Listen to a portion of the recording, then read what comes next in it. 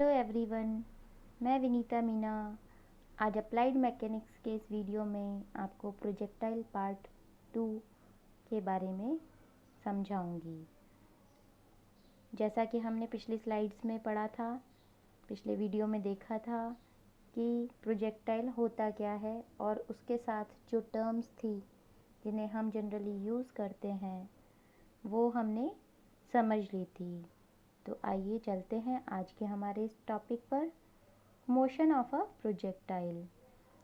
जब हम किसी पार्टिकल को कोई वेलोसिटी से किसी एंगल पर प्रोजेक्ट करते हैं तो वो किस तरह की गति करता है वो हम इस टॉपिक में समझेंगे। Consider a particle projected upward from a point O at an angle alpha with the horizontal with an initial velocity u metre per second as shown in figure.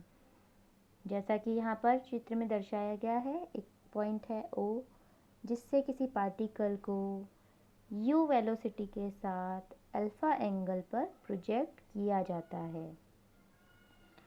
अब हम जो वेलोसिटी है हमारी, इसे दो कंपोनेंट्स में डिवाइड कर लेंगे।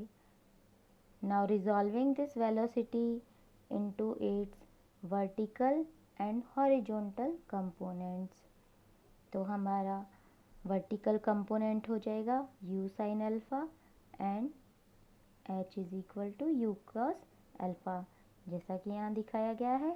y डायरेक्शन में जो हमारा वर्टिकल कंपोनेंट है वो है u साइन अल्फ़ा और x डायरेक्शन में हमारा कंपोनेंट है u कॉस अल्फ़ा। अब हम जानते हैं कि vertical component u sin alpha is subjected to retardation due to gravity. The particle will reach maximum height when the vertical components become 0. After this, the particle will come down due to gravity and this motion will be subjected to acceleration due to gravity. जब हमने particle को ऊपर की ओर फेंका किसी angle के साथ, एक पॉइंट पर वो एक मैक्सिमम हाइट पे पहुंच जाएगा, तब हमारा वर्टिकल कंपोनेंट जो है वो ज़ीरो हो जाएगा। इसके बाद हमारा जो पार्टिकल है वो नीचे आना शुरू कर देगा और उसके नीचे आने की वजह जो है वो होगी हमारी ग्रेविटी। इसके बाद जो हमारा मोशन है वो सब्जेक्ट हो जाएगा एक्सीलरेशन ड्यू टू ग्रेविटी, गुरुत्वीय त्वरण की वजह से उसका मोशन फॉलो होगा। जैसा कि हमने पिछले चैप्टर्स में पढ़ा था, motion due to gravity. The horizontal component u cos alpha will remain constant since there is no acceleration or retardation. The combined effect of the horizontal and vertical component will be to move the particle along some path in air and then the particle falls on the ground at some point A other than the point of projection O. अभी हमने बात की कि जो हमारा vertical component maximum height पर पहुंचने पर ज़ीरो हो जाएगा, लेकिन जब हम हॉरिजॉन्टल कंपोनेंट की बात करते हैं, u cos अल्फ़ा की बात करते हैं, वो कांस्टेंट होता है क्योंकि इसमें कोई भी त्वरण या मंदन नहीं है, इसलिए ये हमेशा कांस्टेंट रहता है।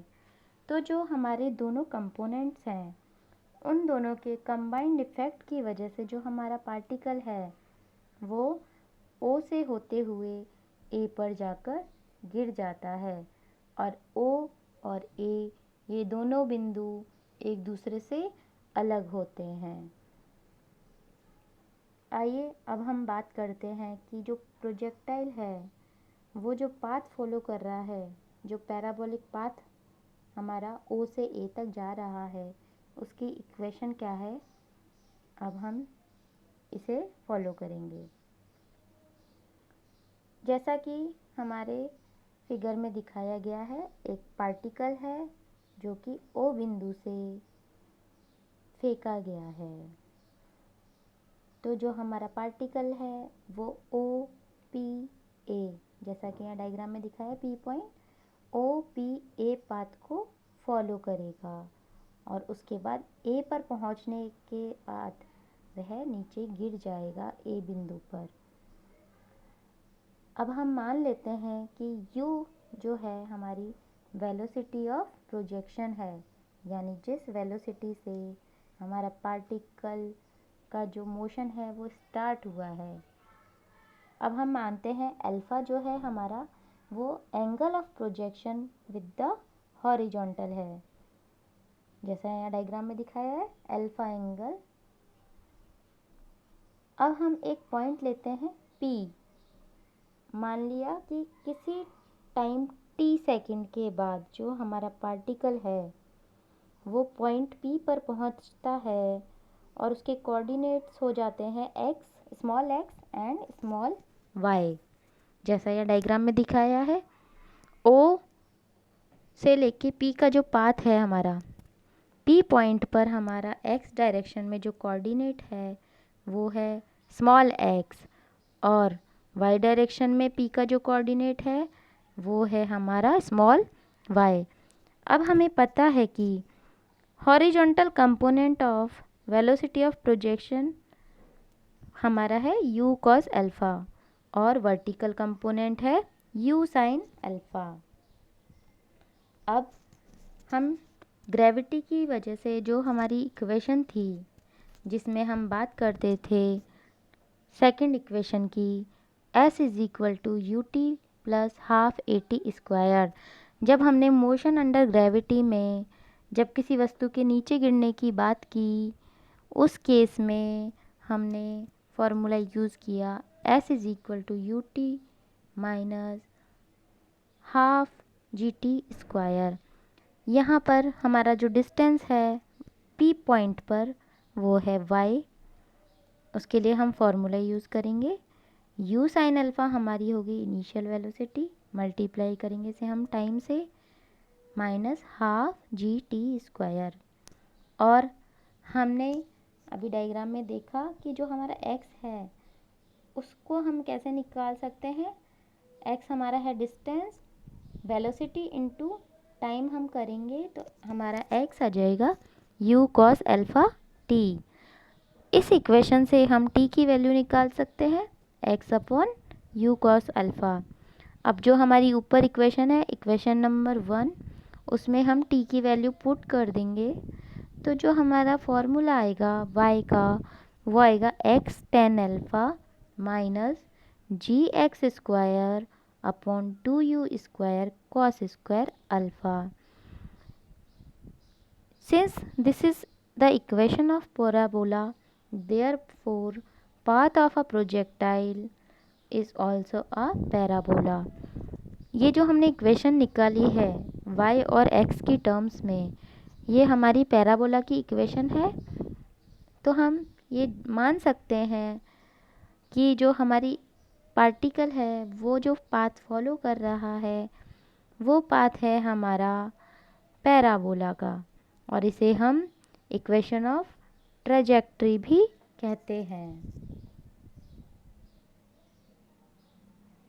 अब हम बात करते हैं time of flight of a projectile on a horizontal plane.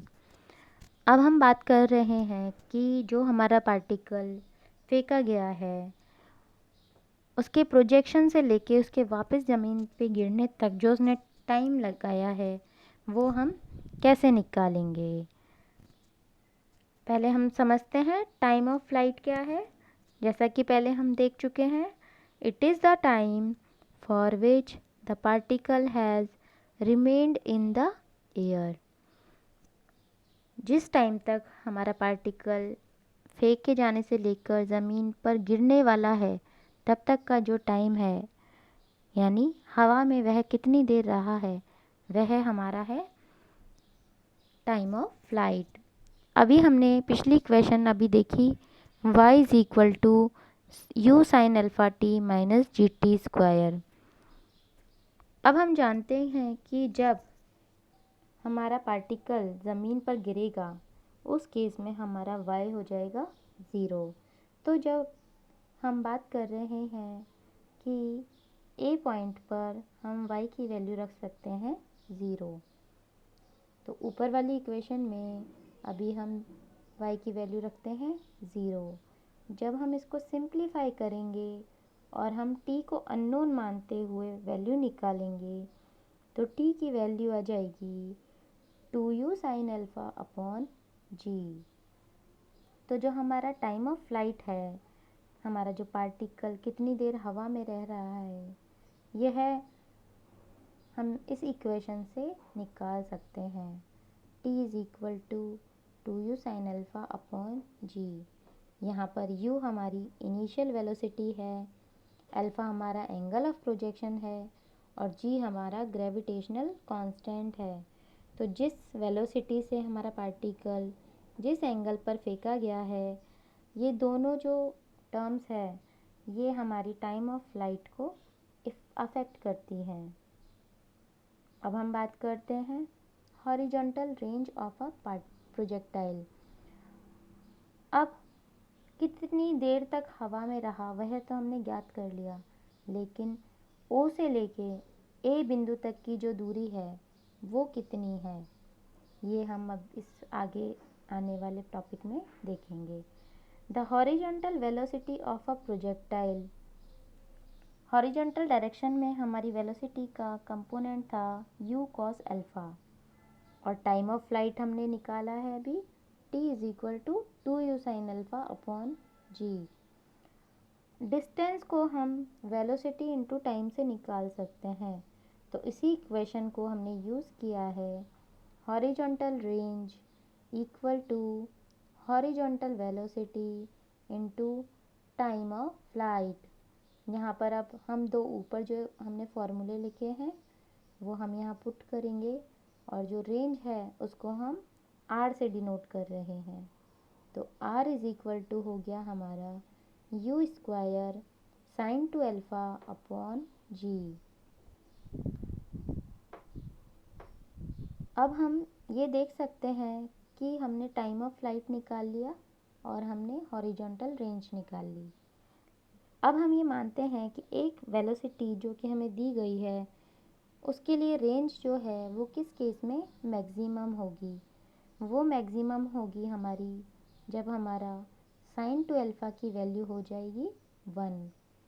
तो हम यहाँ पर अल्फ़ा की वैल्यू निकाल सकते हैं जिस पर हमारी जो रेंज है वो मैक्सिमम हो। तो हमारी आती है अल्फ़ा इक्वल टू 45 डिग्री। इससे हमें ये पता चलता है कि कोई भी पार्टिकल अगर 45 डिग्री पर प्रोजेक्ट किया जाता है तो वह सबसे ज़्यादा दूरी तय करेगा। और अब हम ये भी निकाल सकते हैं कि हमारी मैक्सिमम रेंज जो है वो क्या होगी। तो हमारी मैक्सिमम रेंज होगी R max equal to you square upon G. तो इससे हमें समझ आया कि हमारी रेंज को हम कैसे निकाल सकते हैं और कौन से एंगल पर हमारी रेंज मैक्सिमम होगी। अब हम जो बात कर रहे हैं वो हमारा आज का लास्ट टॉपिक है, maximum height of a projectile on a horizontal plane. अभी हमने बात की कि वर्टिकल कंपोनेंट की वजह से हमारा जो पार्टिकल है वो वर्टिकल डायरेक्शन में मूव करता है। तो हमारे जो इनिशियल वेलोसिटी है u, उसका जो वर्टिकल कंपोनेंट है वो है हमारा u sin अल्फ़ा और जो फाइनल कंपोनेंट होगा हमारी वर्टिकल वो होगा हमारा 0, क्योंकि जब हमारा पार्टिकल जब गिर जाता है उसके बाद हमारी वेलोसिटी हो जाती है 0। तो अब हम इन दोनों वेलोसिटीज़ को यूज़ करते हुए एक एवरेज वेलोसिटी निकाल सकते हैं। तो हमारी एवरेज वेलोसिटी आ रही है u sin अल्फ़ा अपॉन 2। अब हम ये मानते हैं कि जो हमारा पार्टिकल है वो सबसे ज़्यादा हाइट कब अटेन करेगा, जब वह सेंटर रेंज पर पहुंचेगा तब हमारा पार्टिकल मैक्सिमम रेंज अटेन करेगा। अब हम ये मानते हैं कि let h be the maximum height reached by the particle and t be the time taken by the particle to reach maximum height. We have also discussed that time taken by projectile to reach maximum height is equal to u sin alpha upon g. अब हम बात कर रहे हैं maximum height को कैसे निकाला जाए। तो मैक्सिमम हाइट जो है वो है एक डिस्टेंस। तो यदि हम वेलोसिटी और टाइम को मल्टीप्लाई करते हैं तो हम मैक्सिमम हाइट को निकाल सकते हैं। तो हमारी एवरेज वेलोसिटी थी u sin अल्फ़ा अपॉन 2 और हमारा टाइम है u sin alpha upon g। तो जो हमारी मैक्सिमम हाइट होगी वो हम निकाल सकते हैं h is equal to you square sine square alpha upon 2g। ये हमारा प्रोजेक्टाइल का पार्ट है जिसमें हमने कितने टाइम में हमारा प्रोजेक्टाइल नीचे से फेंका जाता है और वापस ज़मीन पर गिरता है वो टाइम हम निकाल चुके हैं।